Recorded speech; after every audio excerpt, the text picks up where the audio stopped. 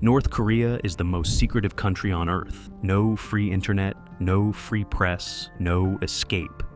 The only source of information available are public newspapers, which only spread propaganda.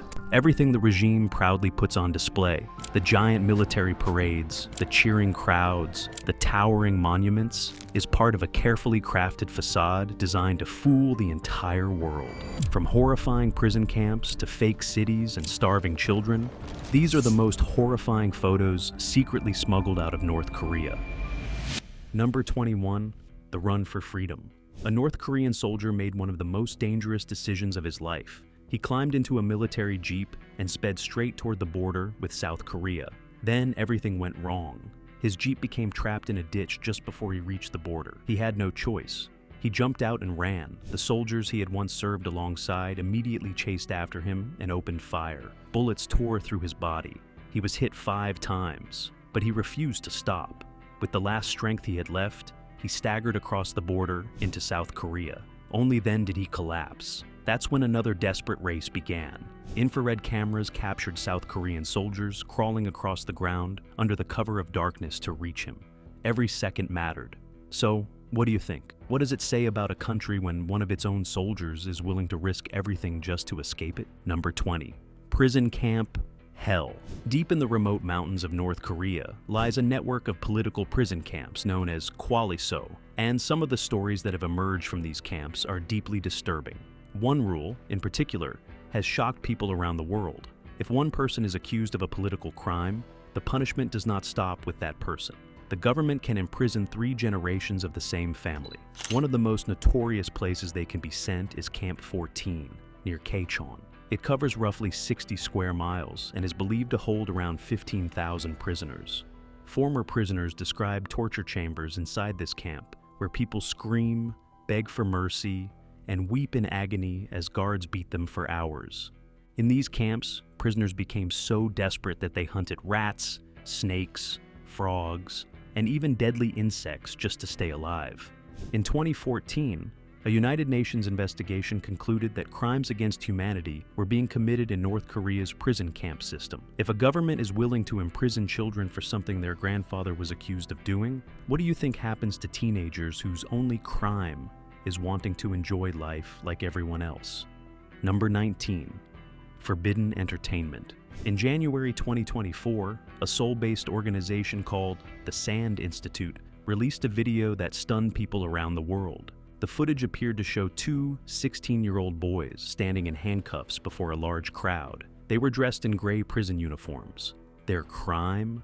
They had spent about 3 months watching and sharing South Korean movies, television dramas, and music. What happened next left many people speechless. Each boy was sentenced to 12 years of hard labor. But the punishment did not end there. The government publicly announced the boys' names, their home addresses, and even the names of their teachers, turning them into a warning for every other teenager in the country. The case was linked to a 2020 law that punishes people for possessing South Korean movies, television shows, or music with years of hard labor. Distributing large amounts can even carry the death penalty. A 2023 law actually banned many South Korean words and expressions. Women were no longer allowed to call their boyfriend Appa. Instead, they were expected to use the government-approved term male comrade. That sounds unbelievable, but it's true. Under that law, simply speaking, writing, texting, or sharing South Korean-style words can send you to years of hard labor. If the government decides your case is serious enough, you may never walk free again. You could be sentenced to life in prison or executed. The government is not just trying to control what young people do, it is trying to control what they watch, what they say, how they speak, and even the words they use for the people they love. Number 18. Frozen escape. This footage captures the exact moment a mother and her daughter were caught trying to escape North Korea. It was filmed from China, across a frozen stretch of water, separating the 2 countries. On the North Korean side, soldiers can be seen gathering near the shore, and out on the ice are the mother and her daughter. The mother had bribed a North Korean guard to let them cross. They were almost out. Then other guards spotted them. The escape was over. The mother and daughter were arrested right there on the frozen water. But the most painful part is the daughter. She can be seen jumping up and down and crying as the guards surround them. She knew what being caught could mean. People captured while attempting to flee North Korea faced detention, brutal punishment, and imprisonment in forced labor facilities. They had been seconds from freedom. Now, they faced the possibility of years of brutal punishment. Number 17. Starving nation. Nothing exposes a nation's failure more clearly than children driven by hunger to scavenge for food on the streets. One smuggled photograph shows two young siblings desperately eating raw corn. They could not even wait until they got home. Their hunger had become too severe. Another smuggled video shows a homeless mother living with her tiny child inside a terrible makeshift shelter. Both appear visibly malnourished. The mother said she only searched for food after dark. She lived in constant fear that if anyone caught her scavenging for food during the day, she could be sent to a labor camp. Then another young woman told a story that was just as devastating. She was only 23 years old. She spent her days working on a farm, yet she still could not afford a place to live. Every night she slept outside with an empty stomach because she had nothing to eat. This suffering stretches back to the devastating famine of the 1900s, known as the Arduous March, when credible estimates suggest that between 600,000 and 1 million people died. Instead of telling starving families where they could find food, the government actually launched a nationwide campaign called Let's Eat 2 Meals a Day. State television even showed people how to survive by boiling grass and stripping bark from trees to eat. So, what does it say about a government when its people are taught to eat grass and tree bark just to stay alive? Number 16. Fake America. Ever wondered what North Koreans are reportedly shown about life in the United States? Take a look at this North Korean propaganda footage, because the version of America it presents is almost unrecognizable. The footage shows Americans living in tents surrounded by snow and claims homelessness is everywhere. Then things get even stranger. People holding cups are described as drinking coffee made from melted snow, with the narrator claiming many Americans survive like this every day and are lucky to receive even one cup. But one of the most bizarre claims comes next. The footage shows people lying outside in sleeping bags, except the propaganda reportedly describes those sleeping bags as blue body bags containing their dead friends. In other words, ordinary footage is given a completely different explanation to make American life look desperate and miserable. And there is a reason for portraying the country this way. North Korean propaganda has spent decades presenting the United States as a dangerous enemy, while portraying North Korea as the better place to live. Showing ordinary North Koreans a very different picture of life outside the country could raise uncomfortable questions about their own lives. The cruelest part is that most North Koreans have extremely limited access to outside media or the open internet. They cannot simply search online and discover that much of what they are being shown about America is false. So some may genuinely believe Americans are living even worse lives than they are, making them feel grateful for conditions they might otherwise question. Number 15. Ancient engine. North Korea works really hard to convince the world that it is a modern, wealthy, high-tech nation. But so much of that image is a blatant lie. Just look at this photograph taken on one of the country's highways. Where are all the modern cars? Instead, you see trucks hauling giant coal gas generators. Why coal? That's because North Korea struggles to import enough oil. As a result, some vehicles still run on wood gas or coal gas, the same desperate technology many countries were forced to rely on during the Second World War when fuel was running out. That should tell you everything. While the government tries to project the image of a country racing into the future, parts of its transportation system are still relying on technology the rest of the world left behind more than 80 years ago. Number 14. Kim Jong forbidden photo. And speaking of images the government tries to control with an iron grip, take a look at this rare photograph of Kim Jong-un. Something immediately stands out. He appears noticeably ill. Photos like this almost never make it outside North Korea. The government is obsessed with controlling how the world sees its leader. Every official photograph is carefully managed to project strength, confidence, and complete control. Is Kim Jong-un genuinely sick, or was this image released on purpose for a reason we still do not understand? I'll let you decide in the comments. Number 13. Propaganda village. If the government works this hard to control one man's image, imagine how far it would go to control the image of its entire country. You probably already know that North Korea and South Korea are bitter rivals. But did you know North Korea built an entire fake city to impress people on the other side of the border? It is called Kijong-dong, better known as the Propaganda Village. and it sits inside the demilitarized zone. From a distance, it looks like a thriving modern city. There are tall apartment buildings, wide streets, and one of the tallest flagpoles on Earth, rising about 525 feet into the sky, and flying a flag weighing around 590 pounds. But every bit of it is a carefully built lie. Look through a powerful telescope, and you immediately notice something deeply unsettling. The buildings have no glass in their windows. The lights inside turn on and off automatically at exactly the same time every night. The streets stay empty. Nobody lives there.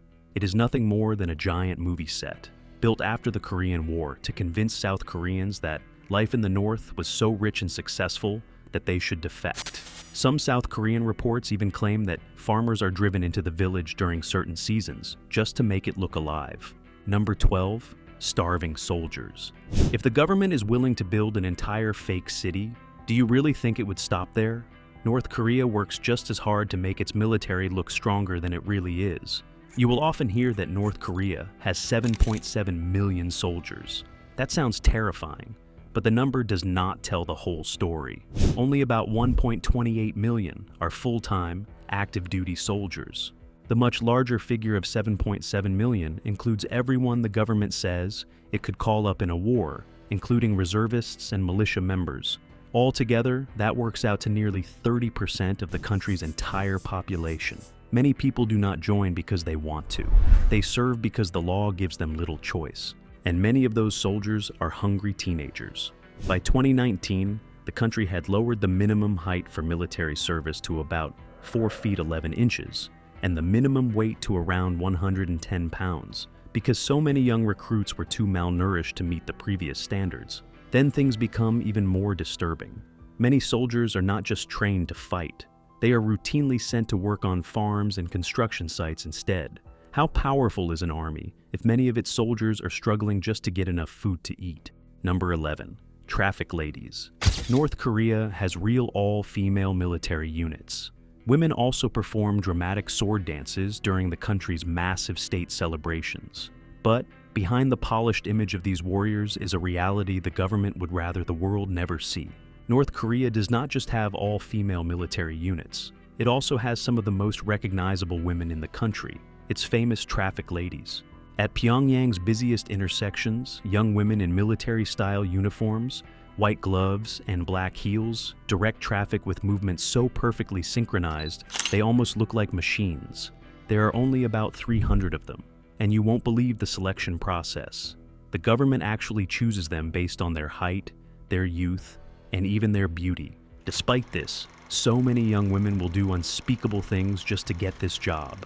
And honestly, they have just little to no choice. This job comes with better food, free housing, premium health care, and a standard of living that is far better than what most North Koreans can hope for. Then comes the rule that surprises most people. The job comes with an expiration date. The moment a woman turns 26, she must leave because the government believes only unmarried women should stand in the streets representing the state. One traffic officer, Rim Yong Sim, said she spends 1 hour directing traffic, rests for 1 hour, and then starts all over again. She lives with constant pain in her feet and is already training to become a teacher because she knows her days in the job are numbered. Number 10. Period poverty. What happens when something as basic as a sanitary pad becomes a luxury? For many women in North Korea, commercial sanitary pads have reportedly been either impossible to find or simply too expensive to afford. And the alternative many women were left with is far worse. Women who escaped the country said they were forced to stuff old scraps of cloth into their underwear to soak up the blood. Afterward, they washed the blood-soaked rags, dried them, and used the same pieces again during their next period. Month after month, year after year, this became their substitute for sanitary pads because many had no other choice. For women serving in the military, former soldier Lee So-yeon, who served for about 10 years, said they were forced to use military gauze, torn pieces of old uniforms, and even socks. Then, long after everyone had gone to sleep, they quietly washed them in secret, terrified that if the men saw them, they would be humiliated and overwhelmed with shame. Many women stopped menstruating altogether because of severe stress and chronic malnutrition, and they saw that as a relief. It meant one less struggle to face. It did not end there. Contraceptives and condoms were almost impossible to find. Many defectors said they did not even see a pregnancy test until after they escaped to China. That is how deeply the government controls not just people's lives, but even their own bodies. Number 9. Kim worship. Take a look at this image from the Kim Jong-gilia Festival, a yearly event held to honor former leader Kim Jong-il. You can see crowds of people being marched to a monument built in his memory.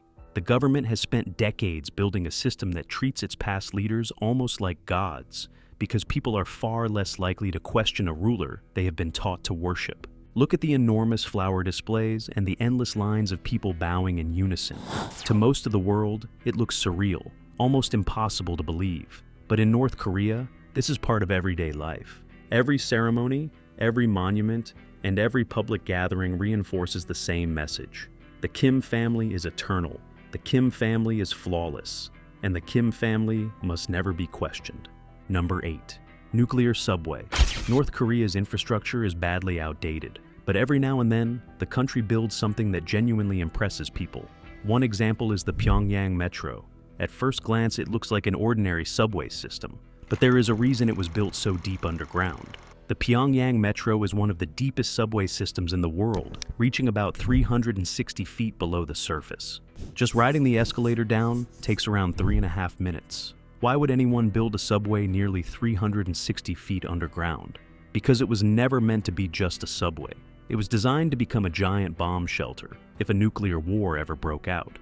Hidden throughout the tunnels are enormous steel blast doors that can seal off entire sections of the metro, protecting thousands of people from explosions, shockwaves, and radioactive fallout above. Then comes something even stranger. The stations themselves are breathtaking. They are filled with glittering chandeliers, grand columns, and enormous socialist murals. But even there, the government keeps a tight grip on what the outside world is allowed to see. Photographer Eric Laforgue was once ordered to delete a photograph simply because it showed part of the metro tunnel. He later recovered the image after returning to France. And those strict photography rules reach far beyond the subway. Every visitor is expected to show complete respect to the Kim family at all times, even when no officials are around. Just how serious is that? Stand in front of a portrait or statue and do something as harmless as flashing a peace sign, pulling a funny face, or striking a playful pose, and it is treated almost like a sin. That's how serious this is. The rules do not stop there. You must never crop part of a statue out of a photograph. You must never photograph it from behind. Tour guides and government minders routinely inspect tourists' cameras and phones, deleting any photograph they consider disrespectful. This reveals just how absolute the demand for reverence really is.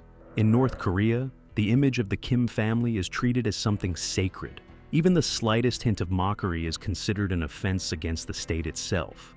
Number 7. Rewritten history. The government does not just control what people see today. It also works hard to control how they remember the past. Nowhere is that more obvious than the Victoria's Fatherland Liberation War Museum, North Korea's enormous tribute to the Korean War. Every visit begins the same way. Visitors are taken into a screening room and shown a film explaining how the war began. But there is one problem. You only hear one side of the story. According to the North Korean version, the United States and its allies were entirely responsible for the war, while North Korea was simply defending itself. The film goes even further. It claims North Korea was on the verge of liberating almost the entire Korean peninsula within just 3 months before United Nations forces, led by the United States, stepped in and turned the conflict into a 3-year war. Then visitors walk outside, and that's where the museum's biggest prize is waiting, the USS Pueblo, an American intelligence ship captured by North Korea in 1968. More than half a century later, it is still there. Incredibly, it remains the only commissioned United States Navy ship still being held by a foreign government. That should tell you exactly what this museum is really about. It is not just preserving history. It is presenting the version of history the government wants every visitor to believe. Number 6. Fake faith. In the middle of Pyongyang stands the Church of the Life-Giving Trinity, the only Orthodox church in the entire country. It was opened in 2026 after Kim Jong-il reportedly visited an Orthodox church in Russia and took an interest in the faith. The church was built with help from the Russian Orthodox Church, and its priests were reportedly trained in Russia before returning to North Korea. So, do ordinary North Koreans actually attend? Not really. The church mainly serves Russian embassy staff and diplomats. For most North Koreans, there is really only one belief the government expects them to follow. It is called Juche. And according to many defectors and researchers, there are only two gods the state expects people to honor: Kim Il-sung and Kim Jong-il. The country's showcase Christian churches are also surrounded by controversy. Many defectors and researchers believe they exist mainly for foreign visitors. They say selected worshippers are brought in for services, then leave afterward. Some even claim every Bible is counted once the visitors are gone. Faith itself becomes just another performance. Number 5. Pyongyang elite. Nothing exposes the gap between performance and reality more than the lives of the country's elite. Life is a daily struggle for most North Koreans. But, just like in many countries, a small group gets to enjoy the very best. Take a look at this photograph. A woman is pushing a shopping cart filled with food inside a modern shopping mall. But notice something strange. Where is everybody? The mall is almost completely empty. That is because places like this are not meant for ordinary North Koreans. You have to belong to the ruling class or be part of the country's elite to shop there. This privileged world even has its own nickname. It is called Pyongyang. The name combines Pyongyang, North Korea's capital, with Manhattan, one of the richest and most luxurious parts of New York City. It describes the Donju, or money masters, North Korea's wealthy elite, who enjoy a lifestyle far beyond the reach of ordinary people. They enjoy taxis, smartphones, imported luxury goods, even ski resorts, while millions of other North Koreans are forced to scavenge for grass just to survive. Intelligence estimates suggest the ruling family spends hundreds of millions of dollars every year on luxury goods, cognac, designer handbags, private ski resorts, for a privileged few, while millions of others go to bed hungry. Number 4. Secret markets.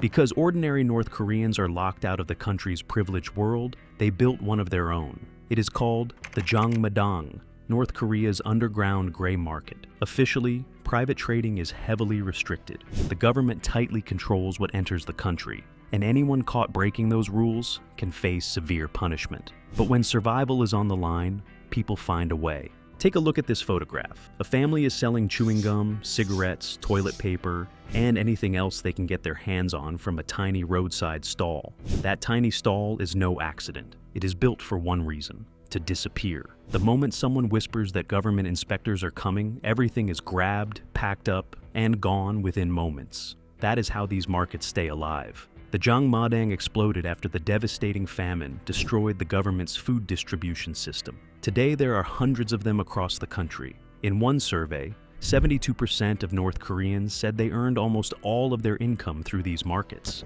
North Korea officially outlawed private capitalism, yet millions of its own people now depend on it just to survive. The government tried to kill these markets. It couldn't. Number 3. Fashion police. In North Korea, even the clothes you wear can get you into trouble. The government treats fashion like a battlefield. Blue jeans and many other Western-style clothes are banned.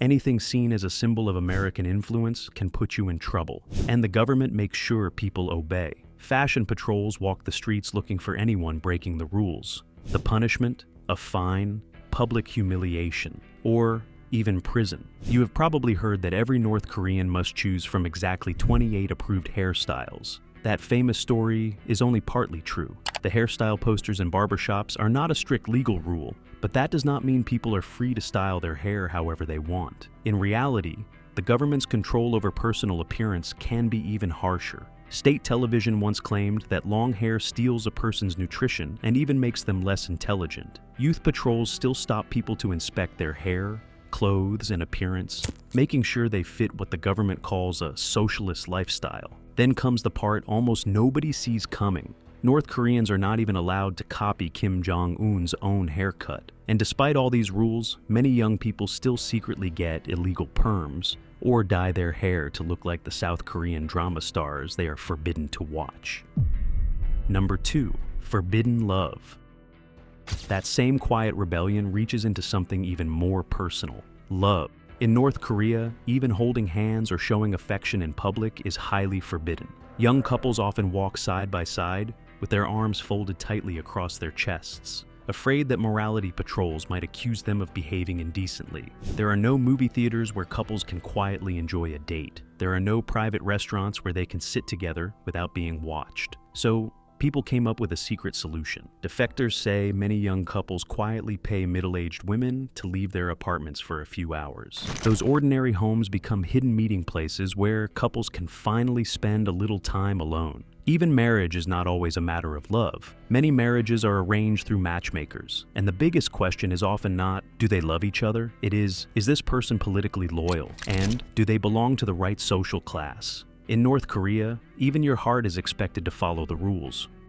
Number 1, Kim Dynasty. Everything you have seen, the hunger, fear, the strict rules, and constant control, almost all of it leads back to one family that has ruled North Korea for 3 generations. After the Korean War, Kim Il-sung took absolute control of the country. Then he built a system designed to keep his family in power forever. When he died in 1994, his son, Kim Jong-il, took over. During his rule, North Korea was devastated by the Great Famine, while countless people struggled to find enough food to stay alive. Yet, Kim Jong-il reportedly kept a private collection of more than 15,000 movies, revealing his obsession with cinema. That obsession took an even darker turn. In 1978, he allegedly ordered the kidnapping of famous South Korean actress Choi Yoon-hee and her former husband, film director Shin Sang-ok. Why? Because he wanted them to make better propaganda movies for North Korea. He kept them captive for 8 years, but they found a way to fight back. The pair secretly recorded Kim Jong-il, admitting to the kidnappings, and later smuggled the recording out of the country. Today, his son, Kim Jong-un, continues the family dynasty. Intelligence reports estimate he spends more than $300 million every year on private jets, luxury yachts, and imported cars. Meanwhile, many ordinary North Koreans survive on less than $2 a day.